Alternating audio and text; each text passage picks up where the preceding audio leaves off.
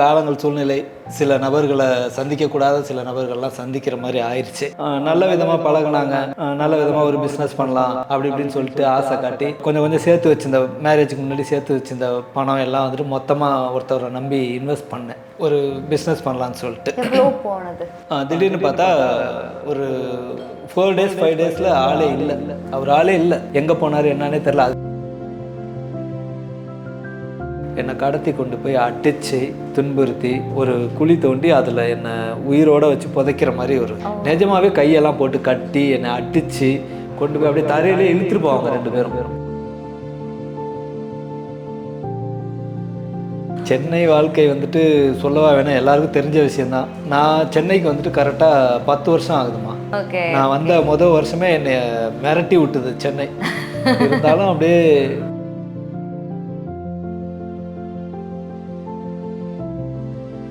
வணக்கம் அன்பண்ணா, எப்படி இருக்கீங்க?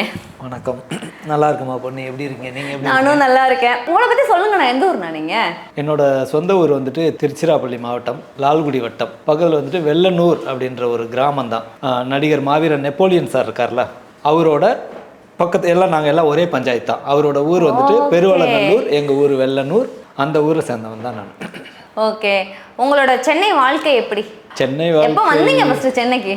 சென்னை வாழ்க்கை வந்துட்டு சொல்லவா வேணாம், எல்லாருக்கும் தெரிஞ்ச விஷயந்தான். நான் சென்னைக்கு வந்துட்டு கரெக்டாக 10 வருஷம் ஆகுதுமா. 2015 புயல் வந்தது தெரியுமா? ஆமாம், ஒரு வெள்ளம் வந்ததுல்ல, அந்த வெள்ளம் டைமில் தான் வந்தேன். பாலங்கள் எல்லாம் கடலா மாறின காட்சி ஆச்சு அந்த டைம்ல.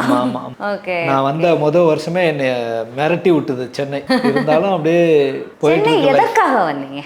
சென்னை வந்துட்டு பேசிக்காக நான் வந்துட்டு ஒரு இண்டஸ்ட்ரியல் ஃபீல்டில் தான் இருந்தேன். திருச்சி, துவாக்குடி, திருவரம்பூரில் வந்துட்டு அந்த இண்டஸ்ட்ரியல் ஏரியாவில் தான் வந்துட்டு ஒர்க் பண்ணியிருந்தேன். சேல்ஸ் ரெப்பாக இருந்தேன் நான். அப்புறம் வந்துட்டு காலங்கள் சூழ்நிலை சில நபர்களை சந்திக்கக்கூடாத சில நபர்கள்லாம் சந்திக்கிற மாதிரி ஆயிடுச்சு. நல்ல விதமாக பழகினாங்க, நல்ல விதமாக ஒரு பிஸ்னஸ் பண்ணலாம் அப்படி இப்படின்னு சொல்லிட்டு ஆசை காட்டி நான் கொஞ்சம் கொஞ்சம் சேர்த்து வச்சிருந்த மேரேஜுக்கு முன்னாடி சேர்த்து வச்சிருந்த பணம் எல்லாம் வந்துட்டு மொத்தமாக ஒருத்தவரை நம்பி இன்வெஸ்ட் பண்ணேன், ஒரு பிஸ்னஸ் பண்ணலான்னு சொல்லிட்டு. போனது திடீர்னு பார்த்தா ஒரு 4 days 5 days ஆளே இல்லை. அவர் ஆளே இல்லை, எங்கே போனார் என்னன்னே தெரில. அதுக்கப்புறம் விசாரிச்சு பார்த்தேன், அவர் ஏதோ ஸ்ரீலங்காக்காரங்க அப்படி இப்படின்னாங்க. அது அவ்வளோதான், போனது தான். அதில் வழி மாறினது தான். டிரைவராக இப்போ கொண்டு வந்து அந்த பிஸ்னஸ் பண்ணுறதுக்காக ஒரு வெஹிக்கிள் ஒன்று போட்டோம். அந்த வெஹிக்கிளுக்கு டியூ கட்டணும், அது இது நிறைய ப்ராப்ளம். அதே டைம்லேயே சேம் டைம்லேயே கொஞ்சம். அப்போ இருக்கிற காலத்தில் அந்த பணம் எவ்வளோ போனது? அப்போ 2013 வந்துட்டு 12லேயே இழந்துட்டேன் நான். பணம் இழந்துட்டேன். ஒரு 4-5 லட்சம் ரூபாய் போயிடுச்சு. அவ்வளோதான் ஆச்சு. நம்ம மிடில் கிளாஸ்மா, அவ்வளோதான் என்கிட்ட இருந்து. அந்த டைமில் வந்துட்டு 12,000 ஒரு பவுன் நகை. இப்போ எவ்வளோ நீங்கள் பார்த்துங்க. எதுவாக இருந்தாலும் வந்துட்டு நம்ம அந்த நகையை ஒப்பிட்டு பார்க்கலாம். இப்போ வந்துட்டு எவ்வளோ விற்கிது, அப்போ அது அந்த 4 லட்ச ரூபா 5 லட்ச ரூபா எவ்வளோ வேல்யூன்னு பார்த்துங்க. அப்போ இழந்தது தான். அதை சமாளிக்கிறதுக்காக சில வேறு அவதாரம்லாம் எடுக்கிற மாதிரி ஆயிடுச்சு. டிரைவராக கொண்டு வந்து விட்டுது. அதுக்கப்புறம் எனக்கு வந்துட்டு சின்ன பிள்ளையிலேருந்தே வந்துட்டு ஆக்டிங், இதில் வந்துட்டு மிமிக்ரி, இந்த மாதிரி இதெல்லாம் வந்துட்டு ரொம்ப ஆர்வம். சாதாரணமாக எங்கள் வீட்டிலேயே சின்ன பிள்ளையில் பார்த்தீங்கன்னா டிவி எல்லோரும் வந்துட்டு சோஃபாவில் உட்காந்து பார்த்துட்ருப்பாங்க, ஹாலில் உட்காந்து பார்த்துட்டு நான் டிவி பக்கத்தில் போய் நின்று தான் அப்படி பார்த்துட்ருப்பேன். இப்போ கூட அந்த பழக்கம் இருக்குது. ஒரு முக்கியமான சீன்னா ரொம்ப பக்கத்தில் போய் டீப்பாக பார்த்துட்ருப்பேன். அது யாருன்னே தெரியாது, இழுத்துரும் என்ன. எங்கள் அப்பா சொல்லுவாங்க, டேய் டிவி உள்ளே போயிடாத அப்படிங்கிற. உள்ளெல்லாம் வந்தாச்சு. இப்போ மன்னிச்சிருங்க, ஏற்கனவே ஒரு மறக்கிறதுக்கான ஒரு விஷயத்த வந்து நினச்சிட்டு இருக்கீங்க, பணம் இழந்ததை. ஆமாம். அவர் திரும்ப பார்த்தீங்களா? இல்லைங்க, அவரை மீட் பண்ணவே முடியல. கான்டாக்ட் நம்பர் எல்லாமே டோட்டலாக வாஷ் அவுட். ஒருவேளை நீங்கள் பார்த்துருந்தேன், அவங்கள பார்த்துருந்தா?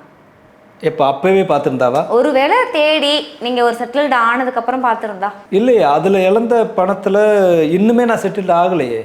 இன்னுமே நில குலைஞ்சி தான் இருக்கும். என்ன மாதிரி நிறைய பேர் இருக்காங்க. நான் வெளியில் இது மாதிரி சொல்கிறதுக்கு ஒரு வாய்ப்பு கிடச்சிது சொல்கிறேன். ஏன்னா நான் அந்த பணம் இழந்தப்பெல்லாம் பார்த்தீங்கன்னா 2 நாள் நான் வீட்டுக்கே போகலை. நில குலைஞ்சி என்னோட ஃப்ரெண்ட்ஸ் வீட்லேயே என்ன பண்ணுறதுனே தெரில. அடுத்த ஸ்டெப்பு என்ன எடுத்து வைக்கிறதுன்னு தெரில.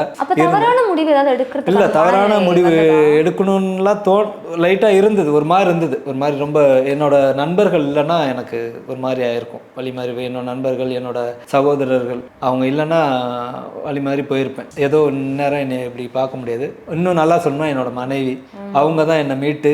இதெல்லாம் ஒரு விஷயமே கிடையாது. மேரேஜுக்கு முன்னாடி நடந்ததுன்னு சொல்லுங்க. மேரேஜுக்கு அப்புறம். மேரேஜுக்கு அப்புறம் தான் இந்த இது நடந்தது.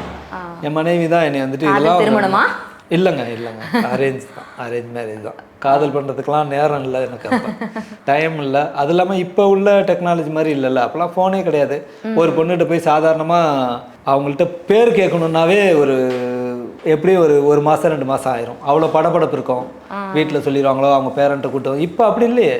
ஹாய் ஒரு விளையாட்டு நடந்துக்கா நீங்க போய் சொல்லி படபடப்பா இல்ல யாருக்குமே ப்ரோபோஸ் பண்ணல. இல்ல இருந்து இல்ல அண்ணிட்ட பேசிக்கலாம், சும்மா சொல்லுங்கண்ணா. இல்ல இருந்திருக்கு. அதெல்லாம் இல்லன்னுலாம் சொல்றது வந்துட்டு பொய்யா இருக்கும். இருந்திருக்கு நிறைய சந்தர்ப்பங்கள்ல. அந்த முதல் காதலோட அனுபவம். முதல் காதல்லாம் அப்படிலாம் இல்லை. முதல் காதல்லாம் இல்லை, முதல் காதல்கள் நிறையா இருக்கு. உள்ளுக்குள்ளேயே சொல்லாம இங்க ஒரு பொண்ணை பார்ப்போம், மீட் பண்ணுவோம், ரொம்ப நல்லா இருப்பாங்க, பிடிச்சிருக்கும். ஒரு 2 days கழிச்சு அவங்கள மாதிரி வேற யாரையும் மீட் பண்ணுவோம், அவங்களையும் பிடிச்சிருக்கோம். எல்லாத்தையும் அது வேற மாதிரி ஒரு இது எப்படி காத்து வாக்குல காதல் போயிட்டே இருக்கும். ஆமா போயிட்டே இருக்கும். அது வேற மாதிரி காதல். நல்லா நேசிக்கணும். இப்போ வந்துட்டு அதிகமாக நான் நேசிக்கிறேன்னா ஃபஸ்ட்டு வந்துட்டு சினிமா தான் என்னோட முதல் காதலி. நான் உங்கள்கிட்ட சொன்னேன்ல, சின்ன பிள்ளையிலேருந்தே எனக்கு அவ்வளோ பிடிக்கும், அவளை மட்டும்தான் பிடிக்கும். சினிமா ஆமாம் பிடிக்கும், அவளே பிடிக்கும். ஆமாம்.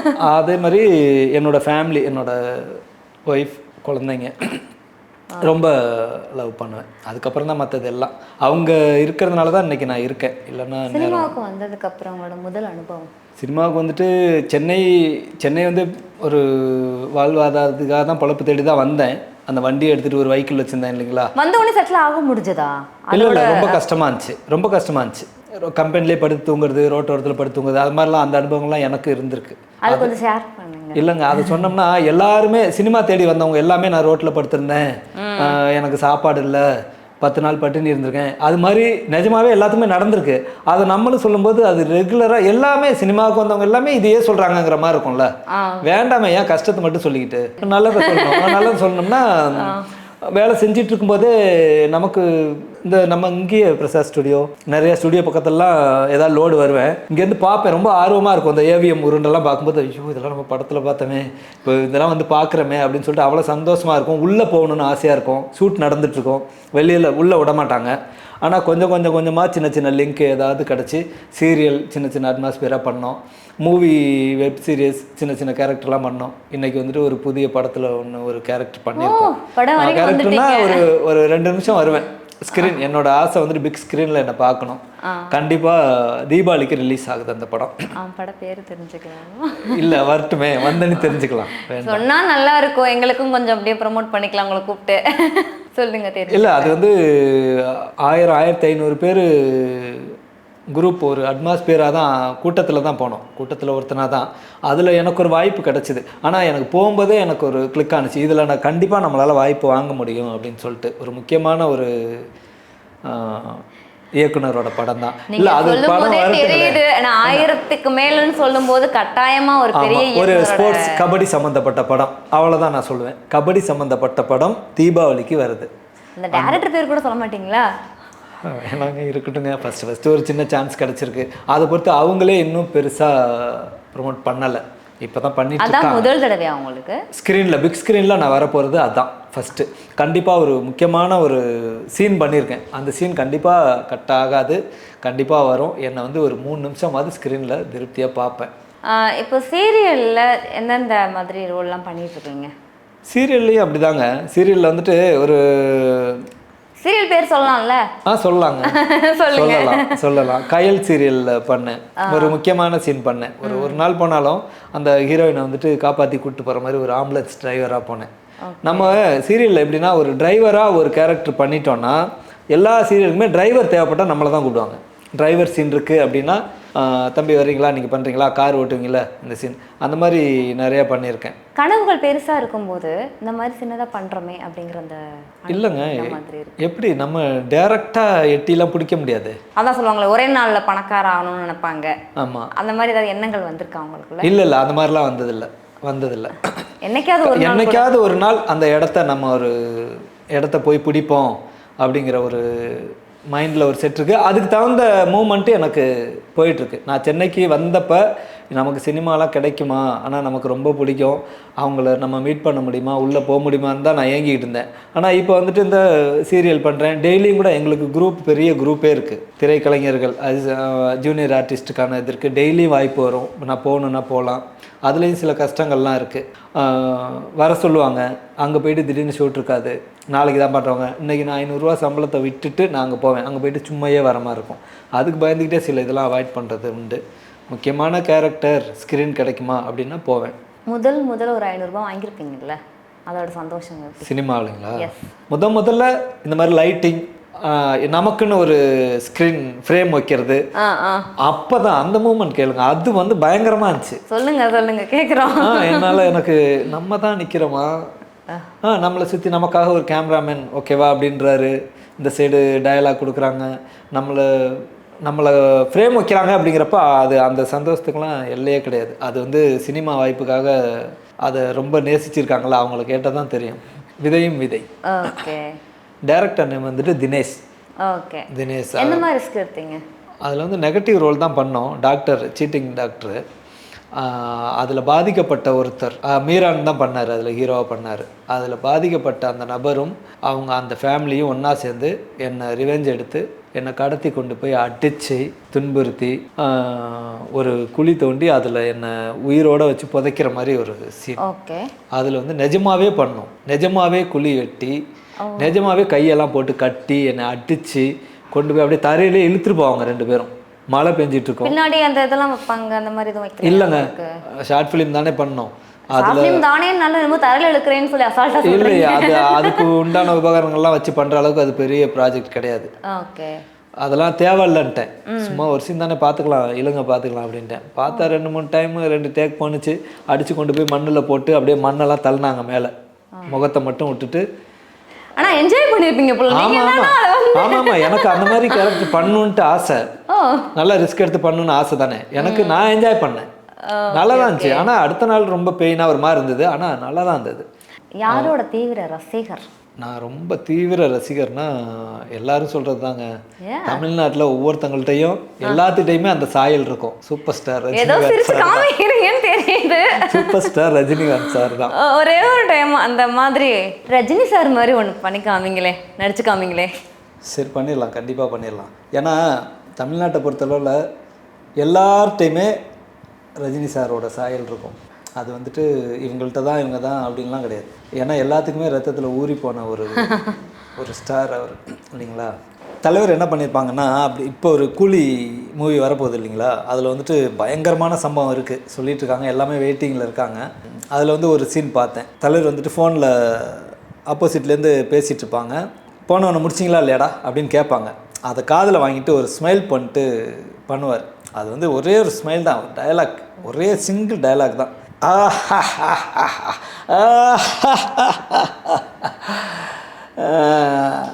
முடிச்சிடலாமா அந்த பிஜிஎம் வரும்.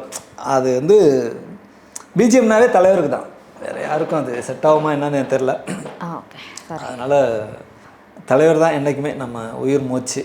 அதுக்கு அடுத்தபடியாக கேட்டிங்கன்னா விஜய் சூர்யா சார் எனக்கு ரொம்ப பிடிக்கும். அவரோட ஆக்டிங்லாம் வந்துட்டு நான் என்ன சொல்கிறது, ரிவர்ஸ் பண்ணி பார்த்துட்டே இருப்பேன், அடுத்தடுத்து பார்த்துட்டே இருப்பேன். ஒரு சீனே வந்துட்டு 100 தடவை கூட பார்ப்பேன். 100 தடவை கூட பார்ப்பேன், சலிக்காமல் பார்ப்பேன். ஓகே.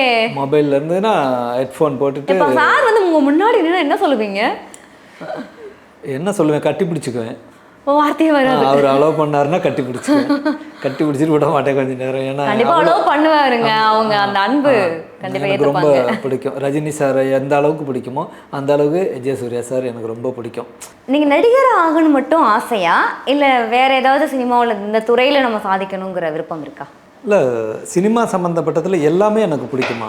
இயக்குனர்கள் எல்லாருக்குமே, சீரியல் எடுக்கிறவங்களுக்காக இருக்கட்டும், எல்லாருக்குமே நான் வந்துட்டு ஒரு சின்ன ஒரு வேண்டுதல் தான், ஒரே ஒரு வேண்டுதல் வச்சுக்கிறேன். ஒரு ஃப்ரேம் கிடைக்கும் அப்படின்னு சொல்லிட்டு ஜூனியர் ஆர்டிஸ்ட் வராங்க, இங்கே மெயின் ஆர்டிஸ்ட்னு நடிக்கிறாங்க, பக்கத்தில் ஜூனியர் ஆர்டிஸ்ட் நிற்கிறாங்கன்னா சின்னதாவது இவங்களை பிளர் பண்ணி காட்டாமல் இவங்களையும் அந்த ஸ்க்ரீனில் தெரிகிற மாதிரி ஒரு சீன் எடுங்க. ஒரே ஒரு சீன் வைங்க, கனவோடு வந்திருப்பாங்க, ஹீரோ பக்கத்தில் தான் நிற்போம், ஹீரோயின் பக்கத்தில் தான் நிற்போம், ஆனால் நம்மளை பிளர் பண்ணி காட்டியிருப்பாங்க. ஏன் கொஞ்சம் முகம் ஒரு சின்ன ஒரு ஷேட் அவங்களுக்கு வச்சாங்கன்னா சந்தோஷப்படுவாங்க, அவங்க வீட்டில் உள்ளவங்க சந்தோஷப்படுவாங்க.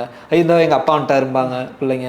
இது இவங்களோட ஏக்கம் மட்டும் கிடையாது, இந்த ஜூனியர் ஆர்டிஸ்டாக போகிற எல்லாரோட ஏக்கத்தையும் ஒரே வார்த்தையில் சொல்லியிருக்காரு. ஆமாம், பண்ண மாட்டாங்க, ரொம்ப சங்கடமாக இருக்கும். அப்படியே பிளர் பண்ணி நம்ம போட்டுக்க ஷர்ட் மட்டும்தான் தெரியும், நம்ம வீட்டில் எல்லாம் அப்படியே பார்ப்பாங்க, அந்த பின்னாடி அதானா தெரில, முகம் தெரியல அப்படிம்பாங்க. ரொம்ப ஒரு மாதிரி கஷ்டமாக இருக்கும். எனக்கு வந்துட்டு சினிமா சினிமா இப்போ இப்போ ஒரு மூவி பண்ணியிருக்கேன்னு சொன்னேன். அது மூலியமாக ஆக்டிங் பார்த்துட்டு ஓகே இந்த பையன் நல்லா பண்ணுறான். நான் பண்ணும்போதே கூட அவங்க டைரக்டரும் சரி அசிஸ்டன்ட் டைரக்டரும் சரி பார்த்துட்டு சொன்னாங்க, தம்பி நல்லா பண்ணுறாப்புல, அவருக்கு நல்லா டைட் வைங்க, ஃப்ரேம் வைங்க அப்படின்ட்டு அந்த டைரக்டர் வாயால் நான் அந்த மைக்கில் கேட்டேன். நான் ஆக்ட் பண்ணிகிட்டு இருக்கும்போது அந்த பேக்ரவுண்டில் அதை நான் கேட்டேன். அதுவே எனக்கு வந்துட்டு பெரிய கிஃப்ட்டு. அவரை மீட் பண்ணுறதே பெரிய விஷயம். அவர் அண்ணா அப்படின்னு சொல்கிறதே, ஹாய் சொல்கிறதே பெரிய விஷயம். அவர் வந்து ஸ்க்ரீனில் பார்த்துக்கிட்டு நாங்கள் பண்ணிகிட்ருக்கேன், அந்த ஸ்க்ரீனில் பார்த்துட்டு மைக் கையில் வச்சுருப்பாங்க டேரக்டர், உங்களுக்கு தெரியும். ஸ்க்ரீனில் பார்த்துட்டு தம்பி அசிஸ்டன்ட் டேரக்டர் சொல்கிறாரு, ஏய் தம்பி சூப்பராக பண்ணுறான், அவனுக்கு நல்லா டைட் வை, ஓகே போட்டு ஒரு இடத்துல நான் அது கண்டினியூவாக ஒரு டைலாகு நான் சொல்லிகிட்டே இருக்கும்போது இடையில ஒரு மாதிரி ஸ்ட்ரக் ஆகிறேன். அங்கேருந்து கையை காட்டுறாங்க, சூப்பர் ஓகே பண்ணுன்றாங்க. அப்போ நமக்கு அது எவ்வளோ பெரிய, எனக்கு அன்றைக்கி ஃபுல்லாக நான் சாப்பிடல. அது முடித்தோடனையும் ஆப்போசிட்டில் நிற்கிற அந்த ஒரு போலீஸ் ஃபோர்ஸ் நிற்கும்.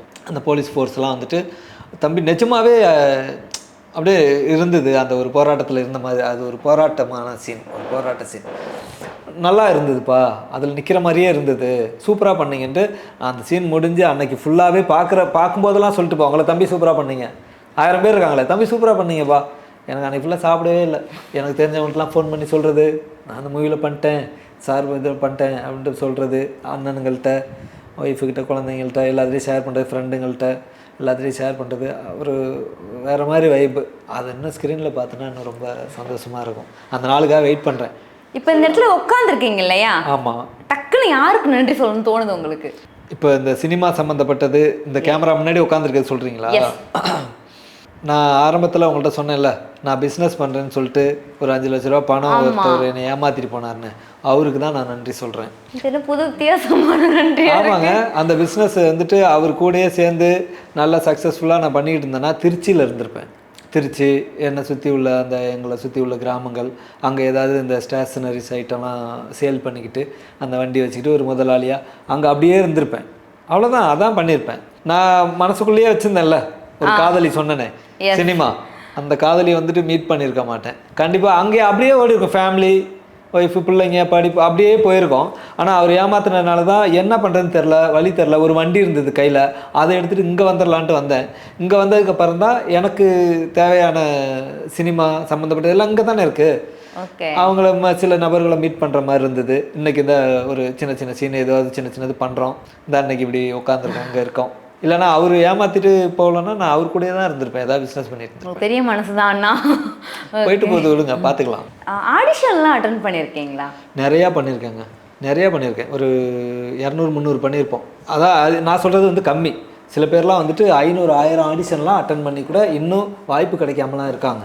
ஏன் இந்த ஆடிஷன் பொறுத்து ஒரு முக்கியமான விஷயம் நான் சொல்லணும்னு நினச்சேன். அன்பார்ந்த இயக்குனர்கள், அசிஸ்டன்ட் டைரக்டர்ஸ், அது கேஸ்டிங் எடுக்கிறாங்கல்ல, அவங்களுக்கு கை கூப்பி ஒன்றே தான் கேட்பேன். அதாவது ஒரு ப்ரொஃபைல் அனுப்புவாங்க, கேஸ்டிங் இருக்குது, ஒரு ஃபோட்டோ அனுப்புங்க, 2 ஃபோட்டோஸ் அனுப்புங்க, செல்ஃப் இன்ட்ரடக்ஷன் அனுப்புங்க அப்படின்னு சொல்லிட்டு அது பண்ணிடுவாங்க.